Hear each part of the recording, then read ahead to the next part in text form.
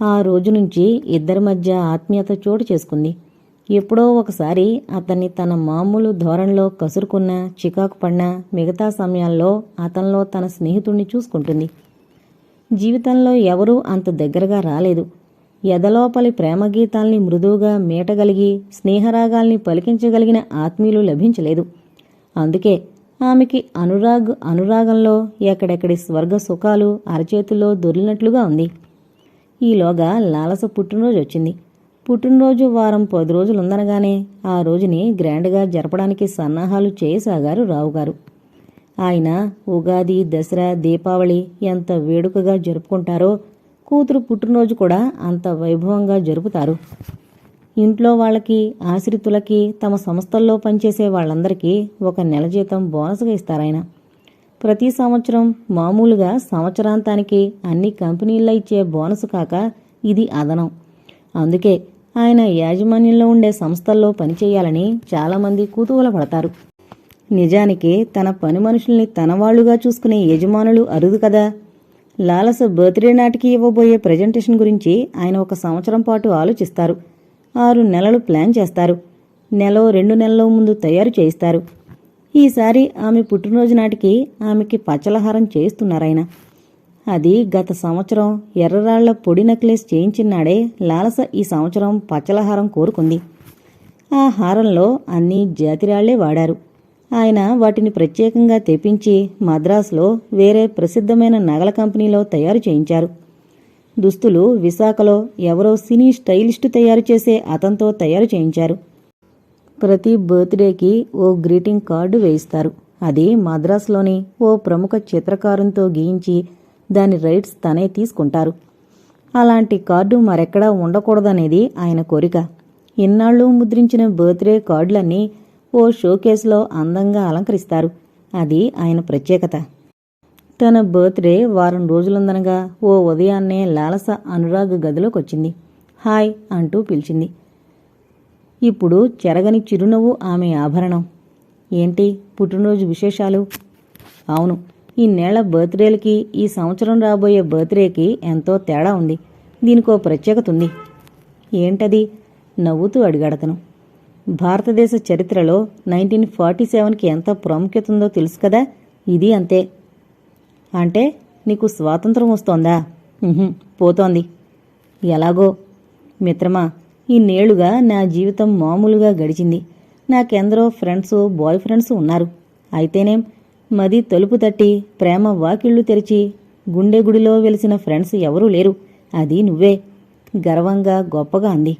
అతను తృప్తిగా నవ్వాడు. మనం షాపింగ్కి వెళుతున్నాం. నేనెందుకు? మై డియర్ యంగ్ హీరో, నా బర్త్డే నాడు నేను అందాల రాకుమార్తెలా ఉంటే నువ్వు మామూలు మనిషిలా ఉంటే ఎలా? నువ్వు రాకుమారుల్లా ఉండాలి. అప్పుడే నాకు తృప్తి. అతను ముఖమాట పడ్డాడు. లాలస, నన్నెందుకు ఇరకాటంలో పెడతావు? నాకు డ్రెస్ వద్దు. ఆ మాటలతో ఆమె ముఖం చిన్నబోయింది. అనురాగ్, నా బర్త్డే నీకు సంతోషం కాదా? నువ్వు ఆ ఆనందంలో పాలు పంచుకోవా? జీవితంలో షరతులా ప్రవేశించి నా బ్రతుకులో వెండి వెన్నెల్ని కురిపించావు. దాన్ని దక్కించుకునే భాగ్యం దక్కని అంది నిష్ఠూరంగా. ఆమె ముఖాన్ని విషాద మేఘమాలికలు కప్పుకున్నాయి. అతను వాటిని చూడలేకపోయాడు. సరే పద అన్నాడు. అది పద్ధతి, గుర్తుంచుకో. జీవితంలో నా మాట కాదని నన్నెప్పుడూ బాధపెట్టక అంది నవ్వుతూ. రావుగారు కూతురి విషయంలో ఓ నిర్ణయానికి వచ్చేశారు. కూతురులో క్రమక్రమంగా వస్తోన్న మార్పు ఆయన గుర్తిస్తున్నారు. లాలసకి అనురాగ్పై పెరుగుతున్న అభిమానం, ఆత్మీయత ఆయనకి తెలిసిపోయింది. అందుకే ఓ రోజు కూతురి గదికి వెళ్లారాయన. ఆ సమయంలో లాలస టేప్ రికార్డర్లోంచి వచ్చే పాశ్చాత్య సంగీతానికి అనుగుణంగా మెల్లిమెల్లిగా కదులుతూ నాట్యం చేస్తోంది. లాలస చప్పున ఇటు తిరిగింది. తండ్రిని చూడగానే ఆమె ముఖం విప్పారింది. రండి డాడీ, మ్యూజిక్ ఎంత బావుందో. థ్యాంక్స్ డాడీ, మంచి క్యాసెట్ తెచ్చారు అంది. థ్యాంక్స్ చెప్పకూడదమ్మా. తండ్రి కూతుళ్ళ మధ్య థ్యాంక్స్ ఏమిటమ్మా? అది అపరిచితుల మధ్య ఉండాలి. పోండి డాడీ, ఎప్పుడూ పాఠాలేనా? పాఠం కాదమ్మా, పెళ్లి విషయం చెప్పాలని వచ్చానమ్మా. ఎవరి పెళ్లి డాడీ? ఎవరి పెళ్ళి అయితే నాకెందుకమ్మా ఆరాటం? నీ పెళ్లి విషయం కాబట్టే ఇంత ఆరాటం. నీకో సంబంధం చూశానమ్మా. మీరు సంబంధం చూడడం ఏమిటి డాడీ? నా పెళ్లి విషయం నేనే నిర్ణయించుకోవాలి. నాకు కాబోయే పార్ట్నర్ని నేనే ఎన్నుకోవాలి అంది దృఢ మనస్సుతో. ఒక్క క్షణం ఆగారాయన. ఆయన మనసులో ఏదో భావం మెదిలింది. చిన్నగా నవ్వుకున్నారు. ఆయన పేదాలపై చిరు దరహాస చంద్రికలు వెల్లివిరిశాయి. తనదో మార్గం అనుకున్నాడు, ఆమెదో మార్గం. కాని ఇద్దరి మార్గాలు ఒకటయ్యాయి. తన కూతురి మనసు గ్రహించాను అనుకున్నాడు. అది నిజమైంది. లాలస, వరుణ్ణి ఎన్నుకోవడం మీ హక్కు. అది మీ ఇష్టం. మీరు ఎన్నుకున్న అబ్బాయిని పెళ్లి చేయడం పెద్దల ధర్మం, సాంప్రదాయం అన్నారాయన. షిట్, ఏంటి డాడీ సాంప్రదాయం? సాంప్రదాయం పేరుతో మమ్మల్ని ఎందుకు బాధిస్తారు డాడీ? అది బాధ తల్లి. కాదా డాడీ? స్వేచ్ఛగా పెంచిన మీరే నన్నిలా శాసిస్తారేం? ఇది శాసనమా? కాదు లాలసా, నా బాధ్యత తీర్చుకోవాలనుకున్నా. వయసు అయిపోతుంది కదమ్మా, బాధ్యతల నుంచి రిటైర్ కావాలి. తండ్రి దగ్గరగా వచ్చి ఆయన ఎదపై వాలిపోయింది. కూతురు అలా చేరువు కాగానే ఆయన కళ్ళు చెమ్మగిల్లాయి. ఆమె శిరస్సు మృదువుగా నిమిరాడు. నే పెళ్లి చేసుకోవాలంటే నాకు కాబోయే వ్యక్తి ఎలా ఉండాలో తెలుసా డాడీ? చెప్పమ్మా. అందంగా ఉండాలి, హుందాగా ఉండాలి, ఐశ్వర్యవంతుడే ఉండాలి, కారుండాలి, మంచి బిల్డింగ్ ఉండాలి, రూఫ్ గార్డెన్లో కాలం గడపాలి. ఒక్క క్షణం ఆయన గుండెలు దడదళ్లాడాయి. మనకింత డబ్బుంది కదమ్మా, ఇంకా డబ్బెందుకమ్మా? పిచ్చి నాన్న, ఎంత డబ్బుంటేనేం? డబ్బు కూడే కొద్దీ అది మనని సుఖపెడుతుంది. ఎంత ఐశ్వర్యం ఉంటే అంతగా సుఖించొచ్చు. డబ్బులేని మనిషిని చేసుకుని ఏం సుఖపడతాను? ఆయన గొంతుకి ఏదో అడ్డం పడ్డట్టయింది.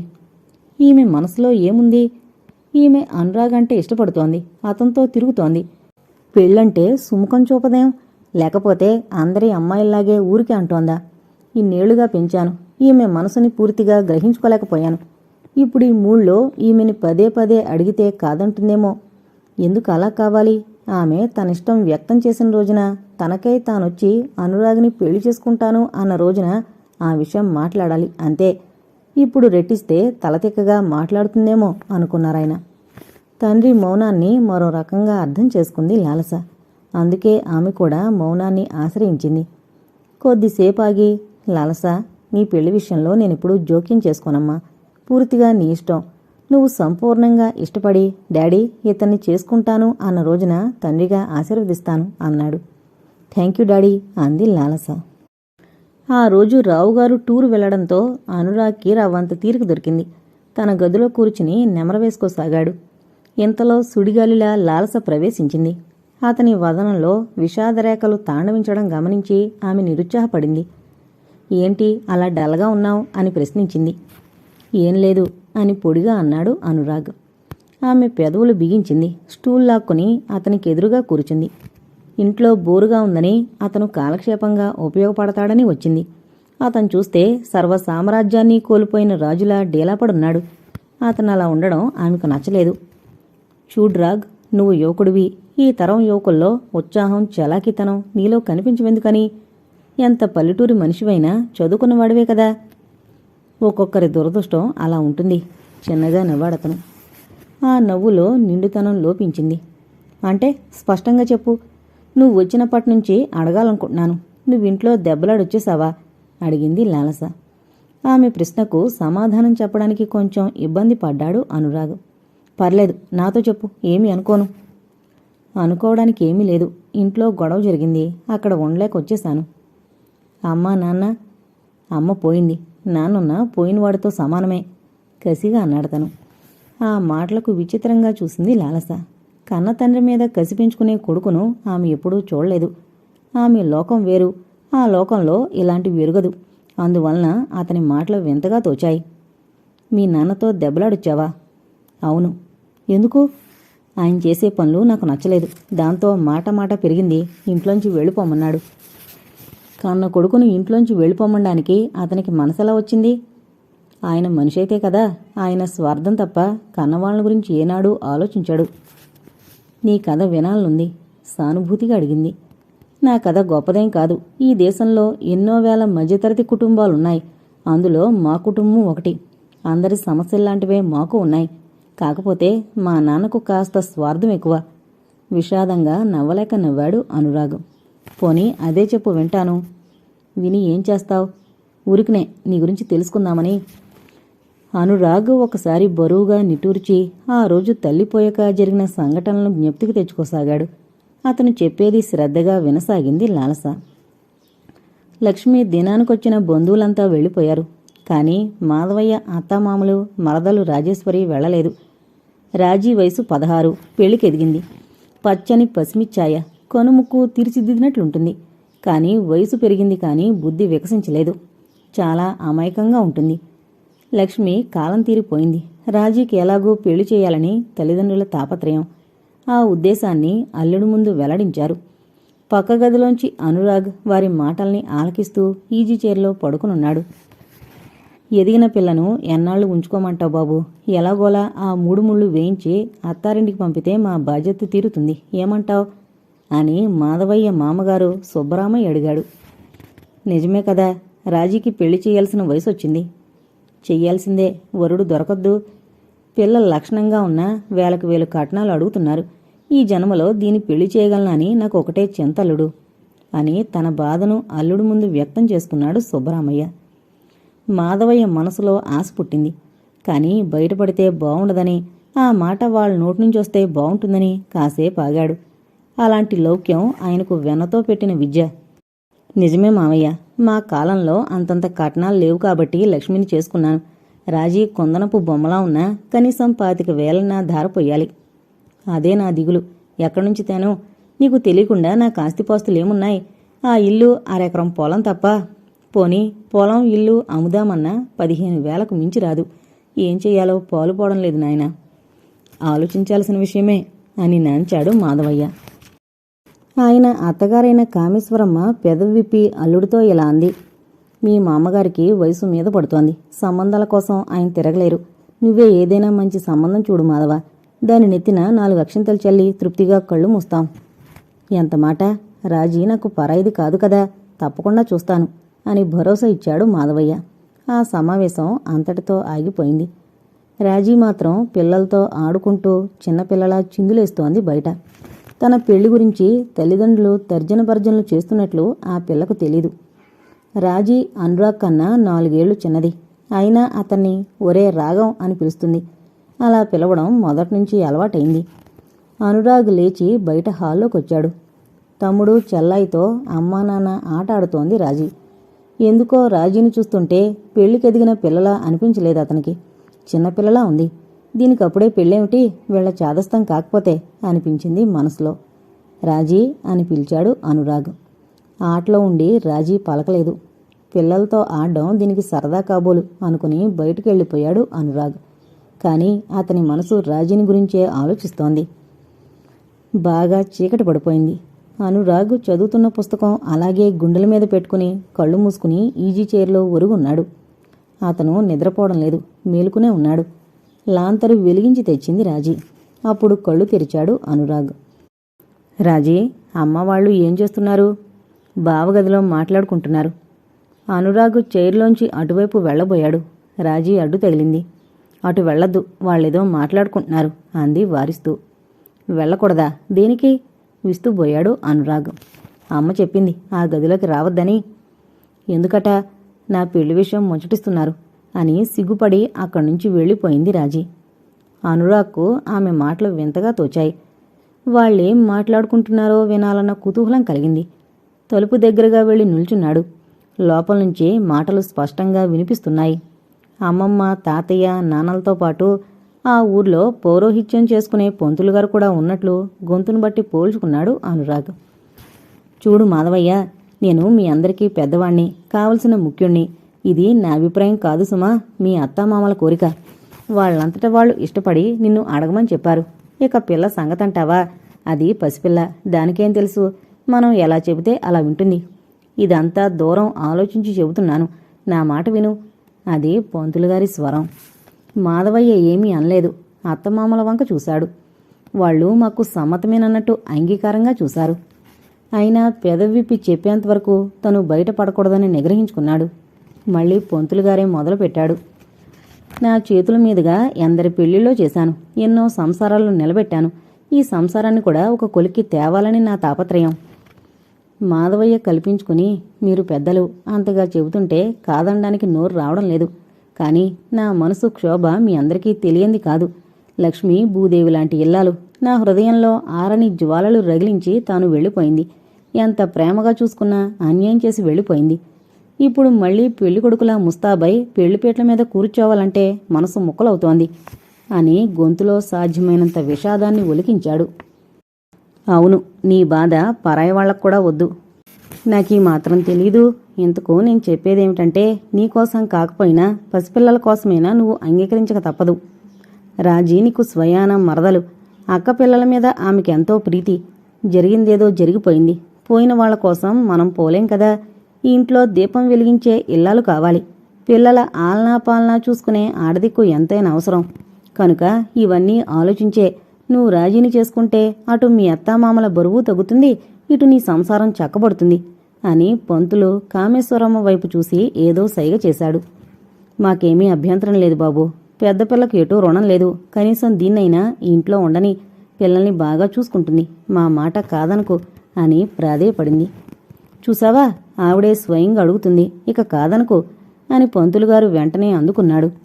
మాధవయ్య ఒక్కసారి బరువుగా నిట్టూర్చి, మీరందరూ ఇంతగా చెబుతుంటే ఎలా కాదనగలను? మీ ఇష్టప్రకారమే కానివ్వండి అన్నాడు. తలుపు దగ్గర నిలబడి వింటున్న అనురాగ్ తల తిరిగిపోయింది. అల్లుడి చేత అవుననిపించుకుని సుబ్బరామయ్య, కామేశ్వరమ్మ తృప్తిగా అవతల గదిలోకి వెళ్ళిపోయారు. ఇక ఆ గదిలో మాధవయ్య, పంతులు మిగిలారు. వాళ్ళిద్దరూ స్వరాలు తగ్గించి చాలా నెమ్మదిగా మాట్లాడుకోసాగారు. ఆ మాటలు వింటున్న అనురాగ్ ముఖంలో రంగులు మారుతున్నాయి. పంతులుగారు, మీ చాకచక్యం, సమయస్ఫూర్తి మెచ్చదగినవి. చాలా గొప్పగా మాట్లాడి పెళ్లి ఖాయం చేశారు. మీ రుణం జన్మలో తీర్చుకోలేను అని జేబులో నుంచి కొంత డబ్బు తీసి పంతులుగారి చేతిలో పెట్టాడు మాధవయ్య. ఏంటి మరీ తక్కువిచ్చావు? ఇచ్చిన మొత్తం చాలదన్నట్టు ముఖం చిట్లించాడు పంతులు. అంతా సవ్యంగా నెరవేరనీయండి, ఇంకాస్త ముట్ట చెబుతాను కదా. ఏమో, వాళ్లను ఒప్పించేసరికి తాతలు దిగొచ్చారు. ముందు నీకు వయసు ఎక్కువని నాంచారు. ఎలాగో నచ్చజెప్పాననుకో, ఏమైనా నా చేతుల మీదుగా ఈ పెళ్లి జరిపిస్తాను, సరేనా? మీ మీద ఆ మాత్రం నమ్మకం ఉండబట్టే కదా మిమ్మల్ని రంగంలోకి దింపింది. ఇక సెలవు తీసుకోండి అన్నాడు మాధవయ్య నవ్వుతూ. నా విషయం మరిచిపోకండి. బహుమానం దండిగా ముట్ట చెప్పాలి. అలాగే లేవయ్యా, ముందు పెళ్లి కానివ్వు. కాక ఏమవుతుందండి, కొందనపు బొమ్మలాంటి పిల్ల దొరికింది. సరి నువ్వెళ్ళు అని పంతులుగారిని పంపించేశాడు మాధవయ్య. మాధవయ్య అప్పుడే ఎండన పడి వీధిలోంచి ఇంట్లోకొచ్చాడు. ఉక్కపోతగా ఉంది. షర్టు గుండీలు విప్పుకుంటూ అను అని పెద్ద కొడుకును కేకేశాడు. దానికి బదులుగా రాజీ సమాధానమిచ్చింది. లేడు బావా, వాడు బయటికెళ్ళాడు అని. అది సరే, నువ్వేం చేస్తున్నావు అక్కడ? సత్యం వాళ్లతో ఆడుకుంటున్నాను అమాయకంగా అంది రాజీ. ఇన్నేళ్ళొచ్చాయి, ఇంకా పిల్లలతో ఆటలేమిటి? చికాగ్గా అన్నాడు మాధవయ్య. బావుంది వరుస. పిల్లలతో ఆడుకోక పెద్దవాళ్లతో ఆడతాననుకున్నావా? నేనేం వెరుబగులదని కాను. అయినా నాకెన్నేళ్ళొచ్చాయి? 16ఏగా. 16 అంటే తక్కువనా నీ ఉద్దేశం? కనీసం పనిపాట్లొస్తాయా? మా ఇంట్లో పనులు నేనొక్కదాన్ని చూస్తూ ఉంటాను అని. అయినా నీకెందుకీ ఆరాలన్నీ అన్నట్లు ముఖం చిట్లించి చూసింది రాజీ. నీకు పిండి వంటలు పలహారాలు చేయడం వచ్చా? ఎందుకు రావు? లడ్లవి చక్కగా చేస్తాను. అయినా ఏంటి పెళ్ళికొడుకులా బోలెడు ప్రశ్నలు వేస్తున్నావు? రాజీ, నా వయసు ఎంతుంటుందేం అని మాట మార్చాడు మాధవయ్య. ఎంతేంటి, 50 ఉండవు అంది సాధారణంగా. కంగు తిన్నట్లు చూశాడు మాధవయ్య. గ్లాసు మంచినీళ్ళు తెచ్చిపెట్టు అని కసురుకున్నాడు. బావ వయసు అడిగాడు. తను చెప్పింది. ఉత్తపుణ్యానికి ఆయన ఎందుకలా కోపం తెచ్చుకుంటున్నాడో అర్థం కాక చెంబు గ్లాసుతో మంచినీళ్లు తెచ్చిపెట్టింది రాజీ. మీ అమ్మ వాళ్ళు ఇంకా ఎన్ని రోజులుంటారు? నీళ్లు తాగుతూ అడిగాడు. ఏమో, బహుశా 2 రోజుల్లో పోదామన్నట్లు గుర్తు. వాళ్లతో నువ్వు కూడా వెళ్ళిపోతావా? దిగులుగా చూశాడు మాధవయ్య. పోనీ పిల్లల్ని కనిపెట్టుకుని ఓ 10 రోజులు ఇక్కడే ఉండరాదు? ఆడదిక్కులేని సంసారం అంతా అస్తవ్యస్తంగా ఉంది అని వేడుకోలుగా అడిగాడు మాధవయ్య. అతనలా మెత్తగా అడిగేసరికి రాజీ మెత్తబడిపోయింది. అలాగే బావా, పిల్లల కోసమైనా ఉంటాను అంది. ఏంటి పిల్లల కోసమైనా ఉండేది? నిరుత్సాహం, దిగులు ఆయన కంఠంలో పోటీ పడుతున్నాయి. మరి నీకోసం ఉండమంటావా అని నాలుక బయటపెట్టి వెకిరించింది రాజీ. పోనీ నాకోసమైనా ఉండరాదు? నువ్వంటే నాకు అమితమైన ఇష్టం. మీ అక్కయ్య చీరలన్నీ నువ్వే కట్టుకో, నగలన్నీ పెట్టుకుని సంతోషంగా ఇక్కడే ఉండు. చూస్తాను అమ్మా నాన్న ఏమంటారో, అంతా నా పెత్తనం కాదు కదా అని ఖాళీ గ్లాసు చెంబు తీసుకుని లోపలికి వెళ్ళిపోయింది రాజీ. మాధవయ్యకు ఆమె ధోరణి నచ్చలేదు. పెళ్ళంటే ఇష్టం కనపరచదు. అప్పుడే తను ముసలాడైపోయినట్లు 50 ఏళ్లున్నట్లు చెప్పింది. తన మాటల్లోని గూఢార్థాలు అర్థం చేసుకునే వయసు ఇంకా రాలేదు. నిదానంగా దారిలోకొస్తుంది అని మీసాలు మేలేశాడు. అనురాగ్ రక్తం మరిగిపోయింది. తండ్రి పన్నుతున్న కుట్ర అర్థమైంది. అమ్మ పోయి 10 రోజులు కాలేదు. అప్పుడే ఈయనకు పెళ్లి కావాల్సొచ్చిందా? అది రాజీని చేసుకోవాలని ఆయన దురుద్దేశం. అమ్మమ్మ వాళ్లను ఒప్పించడానికి పొంతులుగారిని ఎరగా వాడాడు. ఎంత ద్రోహం! కాటికి కాళ్ళు చాపుకున్నాడు. ఈయనకు రాజీకి పెళ్ళేమిటి? అమాయకంగా లేడిపిల్లలా చిందులేసే రాజీకి పెళ్ళా? ఎందుకో ఆ ఆలోచనే వెగటనిపించింది. కాకిముక్కుకు దొండపండ్లా ఈ పెళ్లి అనురాగ్కి సుతారాము ఇష్టం లేదు. రాజీ, నీతో ఓసారి మాట్లాడాలి, గదిలోకొస్తావా అని పిలిచాడు అనురాగ్. కాసేపుండ్రా, వస్తాను అని ఆట ధోరణిలో అన్నదామె. బలిపీఠానికి తరలించుకుపోతున్న అమాయకపు గొర్రెపిల్లలా ఉంది రాజీ. తనకంటే చిన్నది, అమాయకురాలు. తనకు పిన్నేమిటి? అసలు ఈ వయసులో ఆయనకు పెళ్ళేమిటి? అత్తమామల అలుసు చూసుకుని ఈయన చేస్తున్న ద్రోహం ఎవరికి కనిపిస్తుంది? తండ్రి మీద విపరీతమైన అసహ్యం కలిగింది అతనికి. రాజీ, ఆటలు కాసేపు కట్టిపెట్టేలారా అసహనంగా పిలిచాడు. అవతల కొంపలంటుకుపోతుంటే ఇది పిల్లలతో ఆడుకుంటోంది. తన గొంతు కోస్తున్నారని దీనికి తెలీదు. ఇక తప్పదన్నట్లు పిల్లల మధ్య నుంచి లేచొచ్చింది ఆమె అయిష్టంగానే. అతనికి సమీపంగా వచ్చి ఏంటి అని నొసలు చిట్లించింది. నా గదిలోకి వెళదాన్రా అని అతను ముందుకు కదిలాడు. అయిష్టంగానే అతని గదిలోకి వెళ్ళిందామె. రాజీ, అమ్మకి సంసారంలో జరిగిన అన్యాయం గురించి నువ్వెప్పుడైనా ఆలోచించావా అని ఉపోద్ఘాతం లేకుండా అడిగాడు అనురాగ్. ఆమెను ఎవరూ అన్యాయం చేయలేదు, కాలం తీరిపోయింది. అనురాగ్ ఆవేశపూరితంగా అనబోయిన మాటల్ని అతి ప్రయత్నం మీద నిగ్రహించుకున్నాడు. నువ్వు ఉత్త పిచ్చిదానివి, నీకేం తెలీదు. ఇదిగో రాగం, ఆ మాట అంటే నేను ఊరుకోను ఉడుక్కున్నదామె. మరి లేకుంటే ఏంటి నీ పిచ్చివాదన? అమ్మ కాలం తీరిపోలే. ఏంటోరా నీ మాటలు అయోమయంగా ఉన్నాయి. సరే, ఒక మాట అడుగుతాను, నిజం చెబుతావా? బయట తమ్ముళ్ళు చెల్లెళ్ళు ఉన్నారు, వాళ్ల మీద నీకెందుకింత ప్రేమ? నా అక్కబిడ్డలు కాబట్టి ఆపేక్ష. అది కాదు, వాళ్లతో అంత ఆత్మీయంగా ఎందుకు తిరుగుతున్నావు? అవేం మాటలు? వాళ్ళు నాకు పరాయివాళ్ల? ఆత్మీయంగా ఉండడంలో ఆశ్చర్యం ఎందుకు? ఏమీ లేదు, కానీ వాళ్ళు నిన్ను అమ్మ అని పిలుస్తున్నారు, గుర్తించావా? మా అమ్మే వాళ్లను అలా పిలవమని నేర్పింది. దేనికి? నేను ఈ ఇంటికి వెళ్ళాలని కాబోతున్నానటగా. అంటే ఈ విషయం నీకు తెలుసన్నమాట. అతని వదనం పాలిపోయింది. నిన్న అమ్మ చెప్పింది. నీకిష్టమేనా? అమ్మ నాన్నకి ఇష్టం. రాజీ, నిన్ను చూస్తే జాలేస్తోంది. ఎందుకు? ఇప్పుడు నాకేమైంది? ఇప్పటి వరకు ఏమీ కాలేదు. ఇక ముందు నీ జీవితం ఏం కాబోతుందో నువ్వు ఊహించలేవు అని భారంగా అన్నాడు అనురాగ్. రాజీ దిగులుగా పిలిచాడు. ఏంట్రా? నా తమ్ముళ్లను చెల్లెల్ని దగ్గరకు తీయకు. ఎందుకని? అలా చేస్తే నువ్వు చిక్కుల్లో పడతావు. ఈ పంజరంలో ఇంతకుముందు ఒక పక్షి గిరగలా కొట్టుకుని ప్రాణాలు విడిచింది. ఇప్పుడు నువ్వు సిద్ధపడుతున్నావు. ఇది ఇల్లు కాదు, జైలు.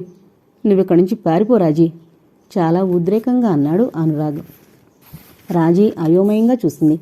ఆమెకు సరిగ్గా బోధపడలేదు. బావన్నట్లు నీకు నిజంగా మతిపోయినట్లుగానే ఉంది. ఏంటి, నాకు మతి తప్పిందా అని బావ చెబితే నమ్మలేదు. ఇప్పుడు ప్రత్యక్షంగా చూస్తున్నాను. లేకుంటే నేను ఇంట్లోంచి పారిపోవడం ఏమిటి? పెళ్ళిడుకొచ్చిన ఆడపిల్లలు అలా పారిపోవడం ఏం బాగుంటుంది? నిజంగా నీకు మతిస్థిమితం లేదు. కాసిన్ని కాఫీ తెచ్చిచ్చేదా? అక్కర్లేదు, కసిగా అన్నాడతను. అతని గుండె మండిపోతోంది. ఆవేశంతో రక్తం మరుగుతోంది. అమాయకురాలైన రాజీ బుర్రలో చాలా విషయాలు ఎక్కించారని, వాటిని ఎవరు తుడపాలనుకున్నా తుడపలేరని అర్థమవుతోంది. ఎందుకో రాజీ పరిస్థితికి అతనికి దుఃఖం ఆగింది కాదు. ఆ కళ్ళల్లో నీళ్లు చూసి, చచ్చా, చిన్నపిల్లాళ్ళ ఏడవడం దేనికి? కళ్ళనీళ్లు తుడిచి సముదాయించింది రాజీ. నీళ్లు నిండిన కళ్ళతో అడిగాడు అనురాగ్. నిజంగా చెప్పు, మా నాన్న ముసలాడు, పెళ్లికి ఎలా ఒప్పుకున్నావు? ఎంత వద్దనుకున్నా ఆవేశం అతన్ని ఊపేస్తోంది. నేను ఒప్పుకునేదేమిటి? అమ్మా నాన్నలు ఖాయం చేసి బావని చేసుకోమన్నారు, సరేనన్నాను. అదేదో సర్వసామాన్యమైన విషయమన్నట్లు చెప్పింది రాజీ. ఇక లాభం లేదని, ఆమెకెంత చెప్పినా వినదని అతనికి రూఢి అయింది. అనురాగ్ హృదయం 1000 ముక్కలైంది. జీవితం మనదే అయినా జరగబోయే పరిణామాలు మనసులోంచి పక్కకు నెట్టాలని ఎంత ప్రయత్నించినా ఒక్కోసారి సాధ్యం కాదు. అనురాగ్ విషయంలో అదే జరిగింది. విపరీతమైన ఆలోచనలతో ఆ రాత్రంతా నిద్రకు దూరమయ్యాడు. జరగబోయే ప్రమాదం నుంచి రాజీని తప్పించాలని అతని తాపత్రయం. కాని అదెలా సాధ్యం? అనేక రీతుల్లో తన మనసు చకచకా ఆలోచిస్తోంది. కానీ పరిష్కారం ఏది? తన చుట్టూ అలుముకోబోతున్న కారు చీకటిని ఆమె గుర్తించలేకపోతోంది.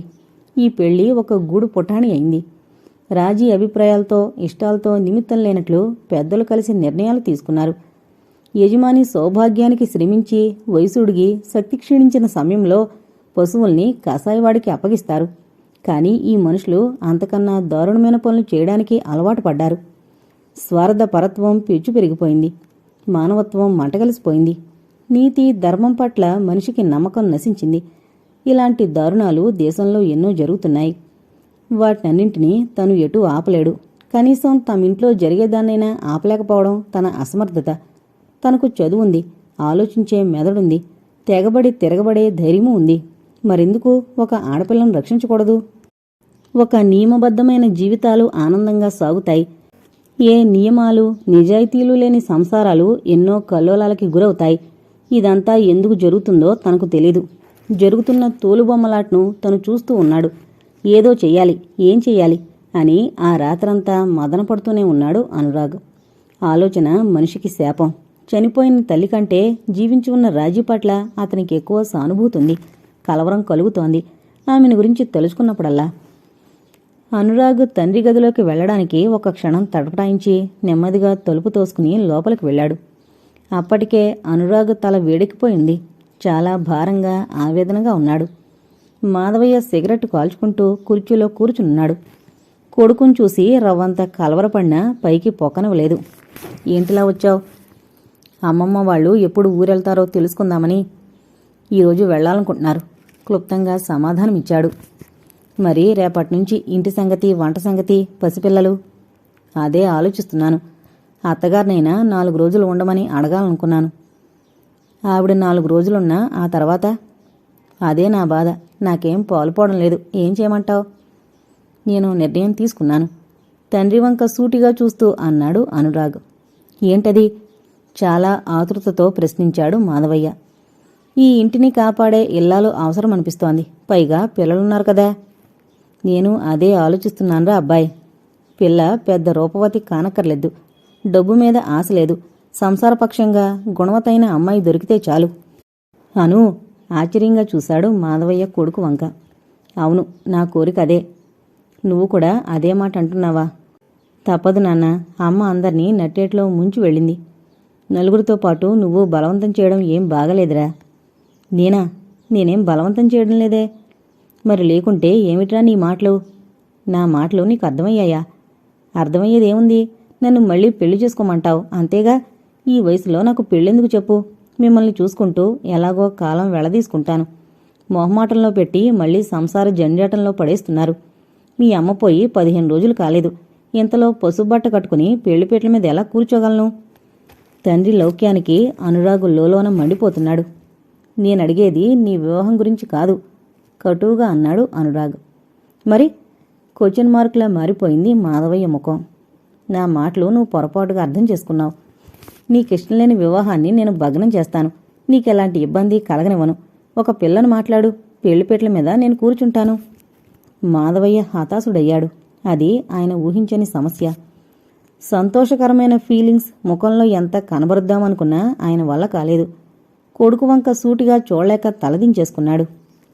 నీకిష్టం లేని పెళ్లి నేనెందుకు జరగనిస్తాను? నాకు పిల్లని చూసే బాధ్యత నీది.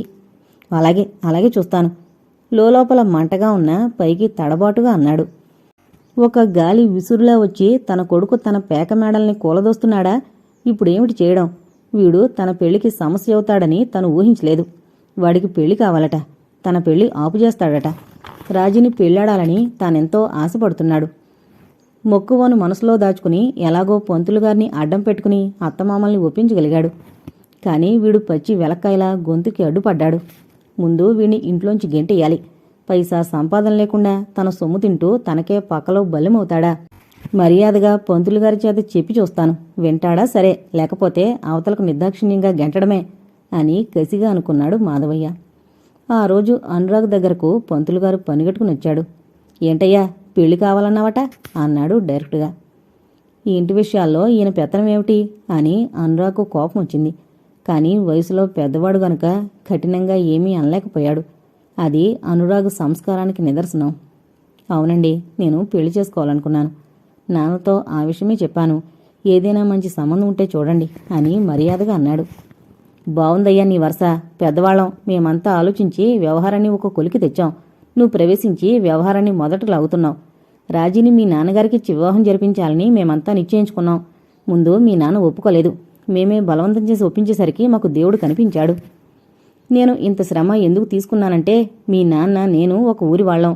పైగా మీ శ్రేయోభిలాషిని. మీ సంసారాన్ని మళ్లీ దారిలో పడేయాలని నా తాపత్రయం.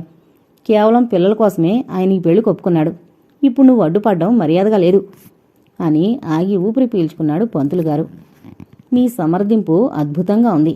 ఇలా ఈ విషయాన్ని సమర్థించడానికి, రాజీని మా నాన్నకు కట్టబెట్టడానికి తమరికి ముడుపు ఎంత ముట్టింది?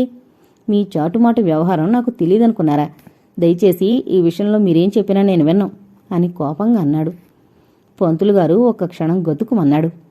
ఇదంతా చాటుగా నిలబడి వింటున్న మాధవయ్యకు ఒళ్ళు మండిపోయి చరాలన యువతలకొచ్చి కొడుకు మీద విరుచుకుపడ్డాడు. ఏంట్రా వాగుతున్నావు? మేమంతా కలిసి చాటుమాటు వ్యవహారం నడిపామా? నీకసలు బుద్ధుందా? పెద్దవాళ్ళు అడిగారని కాదనలేక ఈ పెళ్లికి ఇష్టమన్నానే గాని రాజీ మీద మోజుతో కాదు. తెలివి తక్కువ వాగుడు కట్టిపెట్టు. అయినా నా పెళ్లి విషయంలో ఇన్ని రాద్ధాంతమేమిట్రా? నాన్న, అబద్ధాలు ఆడడానికి ఒక పరిమితి ఉంది. రాజీ గొంతు కోయడానికి కాకపోతే ఈ వయసులో నీకెందుకు పెళ్ళి? మీరు చాటుగా మాట్లాడుకోలేదు? పంతులు గారికి నువ్వు డబ్బివ్వడం నేను కళ్ళారా చూశాను అని తను ఆవేశపడ్డాడు అనురాగ్. దాంతో ఒక పక్క పంతులు గారు, మరో పక్క మాధవయ్య మండిపడ్డారు. మాటా పెరిగింది. ఆవేశాలు పెరిగాయి. ఒరేయ్, బేవరసుగా నా సొమ్ము తింటూ నన్నే ఎదిరిస్తావట్రా? నా పెళ్లి నా ఇష్టం. నేను పెళ్లి చేసుకునేదే. దేవుడు దిగొచ్చి అడ్డుపడినా ఆగదు. ఈ ఇంట్లో ఉండాలనిపిస్తే నోరు మూసుకుని పడుండు, కాదా తక్షణమే బయటికి నడు అని కఠినంగా కోపంగా ఆదేశించాడు మాధవయ్య. అనురాగ్ వదనం పాలిపోయింది.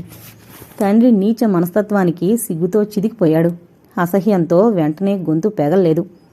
మాధవయ్య మరో 2 మాటలని అనురాగ్ అభిమానాన్ని కొళ్లబొడిచాడు. మానధనుడైన అనురాగ్ తండ్రి మీద తిరగబడ్డాడు. ఏళ్ళొచ్చినా సిగ్గు లేకుండా మాట్లాడుతోంది మీరు. మీ పెళ్లి మీ ఇష్టమా? చేసుకోండి. ఇంకేం, మీ పెద్ద కొడుకు చచ్చాడనుకోండి. ఇన్ని మాటలు పడ్డాక మీ సంపాదన ఒక నయ్యా పైసా కూడా ముట్టుకోను. ఇంత స్వార్థం నీలో ఉంది కాబట్టే మా అమ్మ దారుణంగా హత్య చేయబడింది అని కసిగా అన్నాడు అనురాగ్. అంతే, మాధవయ్య కోపాన్ని అదుపులో పెట్టుకోలేకపోయాడు. విసురుగా కొడుకు చెంప చెళ్ళు అనిపించాడు. ఏంట్రా కూసో? మీ అమ్మను నేను హత్య చేశానా? పిచ్చిపిచ్చిగా పీలవంటే పీక నులిమి చంపేస్తాను అన్నాడు కోపోద్రేకంగా. అనురాగు చెంప ఎర్రగా కందింది. కళ్లల్లో నీళ్లు నిలిచాయి. అవును, ఆ పని కూడా చేయగలవు. మంచి మానవత్వం నశించిన పశువులు ఏమైనా చేస్తాయి. ఇంకేం, ఆ పసిపిల్లలను కూడా గొంతు నులిమి ఏ బావిలోనో తోసేసి మీ అడ్డు తీర్చుకుని హాయిగా కొలకండి. నేను జీవితంలో మళ్లీ మీ ముఖాలు చూడను అని విసురుగా యువతలకొచ్చేశాడు అనురాగ్.